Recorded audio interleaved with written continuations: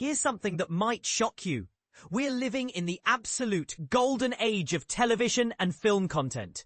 Yet most people are still watching the same tired reruns. But what if I told you there are hidden gems premiering right now that could completely change your entertainment game? Welcome to this week's Ultimate Viewing Guide, where I'm about to reveal why certain shows are breaking all the rules and why one particular series finale might just make you question everything you thought you knew about storytelling. And here's where it gets controversial. I'm going to argue that some of these new releases are actually better than the classics everyone keeps praising. Let me start with something that's got me absolutely buzzing with excitement. The current season of Only Murders in the Building has me making a bold declaration that might ruffle some feathers. This could very well be the series' strongest season yet. Now, before you start typing angry comments, hear me out. Right from the opening moments of the first episode this week, the chemistry between Steve Martin, Martin Short, and Selena Gomez feels more electric than ever before. But here's what most people are missing. Gomez has evolved tremendously as a performer. She's no longer just holding her own against these comedy titans. She's genuinely matching their legendary timing, beat for beat. The girl who started as a Disney Channel star is now trading comedic punches with two of the greatest entertainers of all time. And winning. The storyline picks up in the aftermath of a tragedy that hits close to home. The unexpected death of Lester, the Arconia's cherished doorman, played by Teddy Kaluka. This loss catapults our beloved trio of Charles, Martin, Oliver, Short, and Mabel Gomez into yet another labyrinthine mystery. But this isn't your typical whodunit. This investigation weaves them through a dangerous web involving ultra-wealthy billionaires, old-school organized crime figures, and even their own neighbors within the Arconia's walls. And can we talk about this season's guest star lineup? We're talking about powerhouse performers like Téa Leoni, Logan Lerman, Christoph Waltz, and Renee Zellweger. Now here's where I might lose some of you. Yes. The premise of multiple murders occurring in a single apartment building stretches believability to its breaking point. But honestly, I couldn't care less about realism when the storytelling is this compelling. But here's where things get really interesting. Let me introduce you to a film that's about to mess with your head in the best possible way. The Long Walk, helmed by director Francis Lawrence, you know him from those intense Hunger Games films, is an adaptation that even Stephen King himself describes as merciless. And trust me, that's not hyperbole. This heart-pounding thriller is set in a nightmarish version of America, where young men voluntarily enter an annual walking competition. Sounds simple enough, right? Wrong. Dead wrong. Here's the terrifying catch. Contestants must maintain a minimum walking speed of 3 miles per hour continuously, or face immediate execution. The competition only ends when a single walker remains alive. Let that sink in for a moment. We're talking about a government-sanctioned death march disguised as entertainment. The film showcases an incredible ensemble of rising stars, with Cooper Hoffman and David Johnson delivering performances that will likely define their careers. Both actors have consistently impressed me throughout their young careers, and The Long Walk represents another stunning addition to their growing portfolios.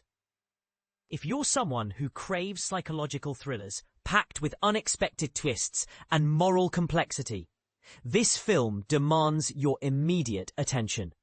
Now let's talk about something that's going to make me emotional, and this is the part that might spark some heated debate in the comments. After a remarkable 15-year journey, the Downton Abbey franchise is drawing its final curtain with Downton Abbey, the grand finale. The story transports us into the 1930s, following the Crawley family and their dedicated staff as they navigate unprecedented changes. Lady Mary, portrayed by the brilliant Michelle Dockery, finds herself at the centre of a scandal following her recent divorce, while the entire family grapples with mounting financial pressures. The Crawleys are forced to confront a harsh reality. The world around them is rapidly evolving, and they must adapt or risk being left behind. As a new generation prepares to guide the estate into an uncertain future, both the staff and residents of Downton Abbey face the challenge of embracing change while honouring their heritage. I need to be completely honest with you. I've been emotionally invested in Downton Abbey since that very first episode aired in 2010, when I was just a kid watching alongside my mother. This franchise has been my companion through different life stages, and this final film feels like a heartfelt farewell letter from old friends. The moment that iconic theme music begins, you're instantly transported back home to a world of elegance, drama, and unforgettable characters. But here's my controversial take. While I absolutely adore this cast and deeply respect the legacy this show has created, I wonder if we're holding on to period dramas like this because we're afraid to let go of the past. Are we so nostalgic for simpler times that we're not giving contemporary stories the recognition they deserve? Moving on to something that's got social media absolutely buzzing. And this is where younger viewers might completely disagree with my perspective. This week's The Summer I Turned Pretty, Episode 10, transports us to Paris, where we find Belly, Lola Tunn, building a new life and career. While this episode managed to avoid the pacing issues that plagued last week's instalment, I'm genuinely missing the sun-soaked atmosphere of Cousins Beach and those emotionally charged scenes between Belly and Conrad, Christopher Briney. But here's the moment that has fans losing their minds. Conrad finally penned Belly her very first letter, and the episode concluded with him booking a flight to Paris. The #Bonrad Endgame movement is in full celebration mode, and honestly, I can understand why. In another significant development, Conrad and Jeremiah, Gavin Castellano, finally resolved their brotherly conflict. Thank goodness, because watching these two at odds was becoming genuinely painful. Though I have to say, Jeremiah's character continues to irritate me this episode, but maybe that's just his permanent personality trait at this point. Social media has exploded with reactions to this penultimate episode, and the passionate responses from fans demonstrate just how deeply invested people are in these characters' journeys. Speaking of engaging content, over at BuzzFeed Celeb this week, we featured Nikki Rodriguez, Ashby Gentry and Noah Lalonde from My Life with the Waterboys in an entertaining co-star compatibility test. They opened up about everything from their biggest dating red flags to their go-to craft services snacks. Plus, the viral videos that constantly appear on their For You pages. The chemistry between these three is genuinely delightful to watch. Now, here's where I want to spark a real conversation, and this might be my most controversial opinion yet. I'm curious about your thoughts on classic Hollywood performances. Specifically, which actor delivered your absolute favourite performance in a film made before 1975? This era represents what many consider the golden age of cinema. But I wonder if we're giving these performances more credit simply because of their historical significance. For me, Jack Lemmon's performance in The Apartment remains unmatched. This film holds a special place in my heart, and Lemmon's chemistry with Shirley MacLaine creates something truly magical on screen. He masterfully balances comedy with genuine heart and sincerity, creating a character that feels authentically human. It's cinematic perfection, and Lemmon delivers a performance that showcases why he's considered one of the greatest actors in film history. If you've never experienced a Lemmon film, you're missing a crucial piece of cinematic education.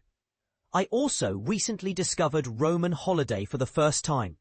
Yes, I know. How did I go this long without seeing it? And Audrey Hepburn's portrayal of Princess Anne is absolutely mesmerizing. Her performance radiates both charm and depth, making it crystal clear why she earned the Academy Award for Best Actress that year. This romantic comedy established countless conventions that modern rom-coms still follow today. It made me laugh, cry, and believe in love all over again. A perfect 10 out of 10 performance from Hepburn. But here's my burning question for you. Are we romanticizing these classic performances because of nostalgia? Or are they genuinely superior to what today's actors are delivering? I'd argue that contemporary performers like the cast of Only Murders, or even Selena Gomez's recent growth, deserve just as much recognition.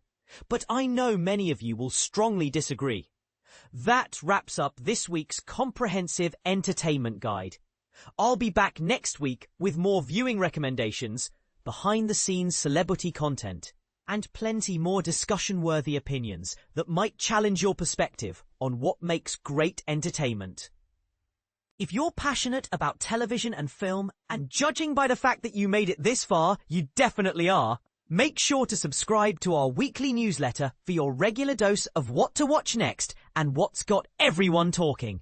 Now, here's where I really want to hear from you. Do you think I'm completely wrong about any of these takes? Are you Team Conrad or Team Jeremiah?